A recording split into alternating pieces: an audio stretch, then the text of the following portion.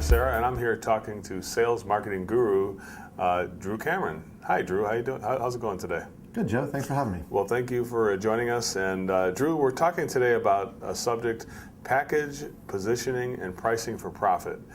This is a subject that you specifically, I've learned a lot from you over the years on this subject. Why is this so important for contractors to understand this material?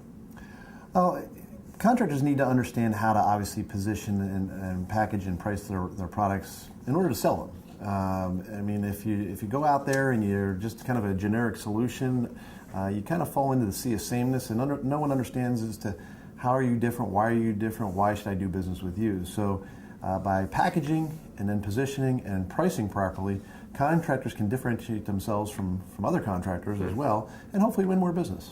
Well, Drew, the issue of pricing seems kind of strange, because don't contractors know how to price their services? You would think, but I think what happens is most contractors end up in business on their own by default to some extent. They think they can do it better than whoever they worked for previously, and they figure they're going to win business by going out there and pricing very similar to the company that they had worked for at one point, and maybe just take a little bit less off the price so that they can beat their old boss a little bit. And so they go out there and they make the same mistakes that their employer that they previously had worked for actually make. And so it kind of is just a continuation of errors, if you will. It's a cycle. So you're saying that most contractors actually feel that by lowering the price they're going to get more business? Oh yes, they do. They think if I beat, well, they assume that everybody else knows how they're pricing in the market. So I'm going to just price myself to the market and be competitive, if you will.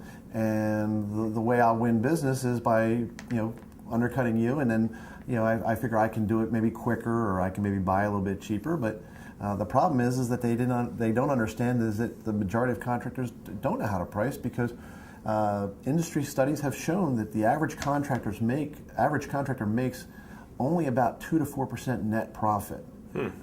Barely enough to even warrant being in business. Yeah, it doesn't make sense for all that time and effort and aggravation. It doesn't, no.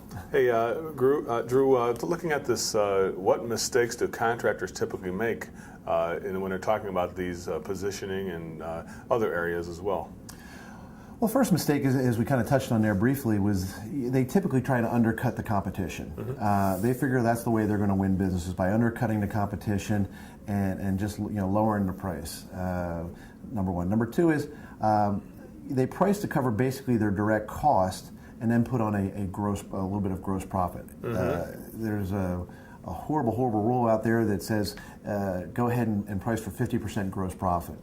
And that's a major mistake, because if it's a high labor job versus a high material job, a high labor job that runs 2 days has 2 days worth of overhead, whereas a low labor job may have 1 day's worth of overhead. And so by pricing them exactly the same for 50% gross profit, I mean, one could have $500 worth of material and $1,000 worth of labor, and the other one could have $1,000 worth of labor or material and $500 worth of labor. Well, if you're pricing them exactly the same way, you're going to get the exact same price, but one had twice as much labor, the business was open twice as many days, therefore you had twice as much overhead. You didn't cover it. I getcha. Yeah. Interesting. The other thing is they don't understand markup versus margin, and so a lot of them use a multiplier, and they don't actually recoup their costs. They think they are, but the mathematics are all wrong.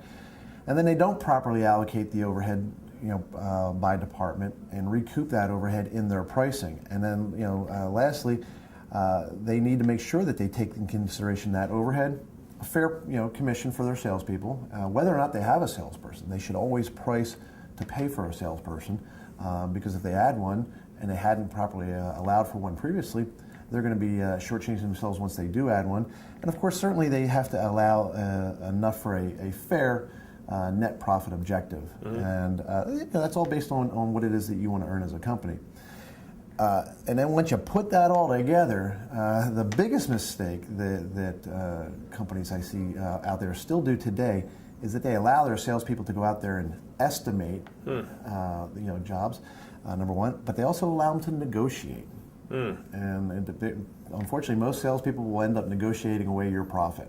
Well, how do you address it? There's a lot of mistakes. How do you address? How do you address? I guess it's easier to make a mistake than it is to do things right sometimes. Well, it is sometimes, I guess, and that's why I was visiting a company, recently, and that's exactly what they allowed. They allowed their salespeople to estimate. They gave them all their costing information, and they allowed them to estimate.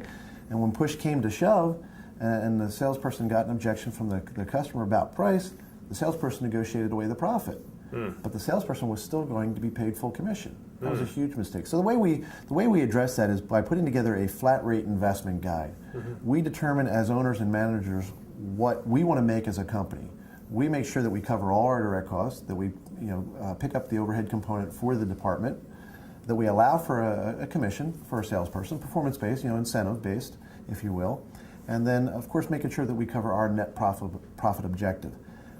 The most important thing that does is it allows you to have a menu of pricing that you can lay out in front of a customer, give them some choices with some direction, and you cover your objectives. You take away the negotiating rights of the salesperson to negotiate your price. The price in print is the price. If it could be less, it would be less. And so therefore you make sure that you cover all of that. You do allow your salespeople some functionality to build value. That's a subject for another day, but you don't allow them to negotiate away your profit. Drew, you mentioned packaging. What do you mean by packaging, and why is that so important? Packaging is, if you will, think about it in terms of cars. It's probably the easiest analogy is that when you buy a certain car, American manufacturers, for the most part, they do allow you to pick options, and I mean, you can almost pick every option. But foreign cars are a little different in many cases, in that when you buy a certain level of vehicle, you get a certain package.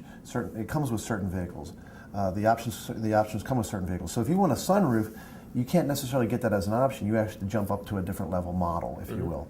The other thing that they're doing typically nowadays, and do very well, if you will, is you get a performance option package, the sport package. And so that's now a bundling of things that come together. And so no longer can I just go ahead and pick a sunroof or the upgraded stereo or the leather seats.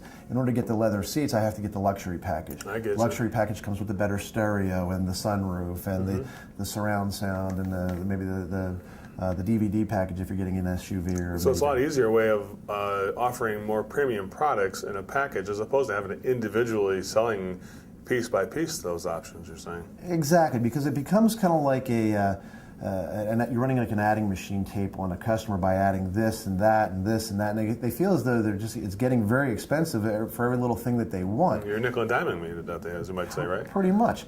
I mean, think about it this way. Everyone knows about add-on sales, if you will, and that's really kind of what we're talking about, is enhancing the value, increasing the package, obviously increasing the ticket, but we're also talking about increasing the value. Well, think about it this way. McDonald's was famous for saying, "Do you want fries with that?" I can't think of the last time I went into a McDonald's and asked, "Do you want fries with that?" They made it pretty easy by offering me about 10 different value meal options now that all include fries. And so it's no longer a choice, do you want fries with that? Now it's a choice, do you want an apple pie with that? I guess you could say in our world it'd be like, do you want service with that, or do you want air quality or water quality with that? Yeah, exactly. So, something like that. It's good stuff. Yeah. So I never knew that Cadillac and McDonald's had something in common. It's amazing. So Drew, let's ask, the final question is positioning. That's a subject a lot of people just don't understand at all. And tell us more about that. Most contractors are just that. They're contractors. And we have to realize is that contracting is the business that we are in. We are business people, and that we are a business, and that when people call us, they call us for our expertise. And so we need to position ourselves, if you will, as experts. The way you do that is by offering solutions to people. Don't try and sell them. Go out and find and chase a purpose. Find out what's important to these people. Find out about the problems and issues and wants, and needs and wishes and desires that they have. But you may have to realize that sometimes they aren't even aware of what it is that they want and need. And so you need to go out and find out everything that's going on in the house with your expertise, and then develop a solution. Offer a complete solution. What I find is that salespeople, contractors, technicians, in many cases, they don't even talk to customers about some of the things that a customer should consider. For example, I was on a call here recently with a salesperson, and the customer had a 6-year-old furnace. and the customer had called about replacing their air conditioning. The salesperson wasn't even going to talk to the homeowner about the furnace, figuring it was 6 years old. Why would they want to replace it? But the fact of the matter is that it was 6 years old. It was 6-year-old technology, and we were going to sell them new technology, and the salesperson wasn't going to allow the customer the choice, if you will, of having that new technology with a full guarantee, with all the warranties, with the variable speed fan. And so I talked to him about it going in on the call, and said, hey, make sure you offer the option of a furnace. And he said, why? And I said, well, you have to give the customer the choice. Respect their right to choose. If they say no, that's fine.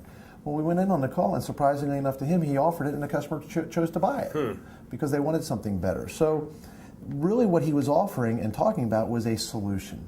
Be completely solution-oriented. Today, what is that? It's more than just the equipment. We have to take into consideration the fact that most homes, the duct system is inadequate, so we have to focus in on airflow. We also have to focus in on now whole house performance. Heck, there's a lot of tax credits and utility rebates out there now for whole house performance and fixing duct systems and things of that nature, but really, it's the right thing for the homeowner by focusing on a whole house solution and airflow performance. The equipment, what we come to find, is really secondary to offering these airflow fixes and these whole house performance solutions, because you're not going to fix and solve problems, what I'll call comfort compromising, unhealthy air and energy wasting problems by just replacing the equipment. So the equipment is secondary, but by doing this, we completely differentiate ourselves from the competition. We no longer play the same game and go back to what we were talking about earlier, is playing this price game. It's a more complete solution that differentiates us from anybody else. So all the different components of a system are all the different pieces, and it's up to you to position those pieces in a way to succeed for this customer and give them a solution, multiple solutions, so they can make their own choice and don't take away that freedom of choice. That's really really in line with the thinking that we both share on that, Drew. I know that 100%. Any closing thoughts, Drew? I mean, anything that we should haven't thought of yet on this? It's a great subject, and I'm looking forward to hearing more about this in the future from you. Oh, thank you. I think, I guess one last closing thought would be is that when we package and position and price for profit, and we take into consideration all these elements that we talked about here today, what it does is it basically allows you to change the game. And when you change the game, you kind of write the rules. And when you write the rules, you basically win. And so what we're really talking about is not only taking care of customers by chasing that purpose, if you will, there's another P word in there for you, but it's really going to allow us to win more often. And as we talked about, we are businessmen and business ladies, and what we want to do is be in business for profit and win. And so this is what this is going to allow us to do, is win more often. Well, Drew, thanks a lot for the interview, and I appreciate that. And we'll see everybody here on the internet.